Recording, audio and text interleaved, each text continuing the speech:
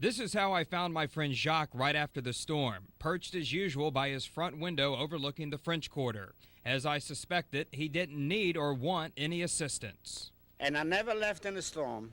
Never. I know, you always told me that, Jacques. I'd be more worried if I'm in Houston or somewhere else. I'd be more worried about the house. And I got a roof, I got everything, except water and ice and electricity. Jacques de Klerk has seen a lot in his life. He left Belgium in the 1950s for a new start in America. As a teenager, he survived the Nazi occupation of his country. In 1965, he weathered Hurricane Betsy in this very house, the same house he thought he would stay in long after Katrina spared the French Quarter from catastrophic flooding. But this storm would be different, and Jacques ended up taking quite an adventure. I was forced to leave by the police. After almost 1 week on his own, the National Guard came knocking. Low on supplies and without running water or electricity, Jacques was told he had to go. He was taken by bus to a staging area where helicopters were positioned to evacuate the thousands of stranded residents. You didn't want to get on that helicopter. No, they forced me.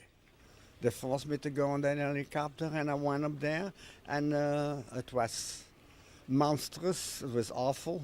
I've never been in a helicopter in my life. After the helicopter ride, it was to an airplane that took him to Nashville. He spent 3 weeks in a Red Cross relief camp.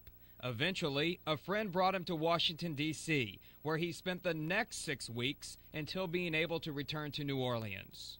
It's going to take time. It's going to take time. Jacques sees a city going through change. He's optimistic about the future and thinks New Orleans will eventually become a boomtown.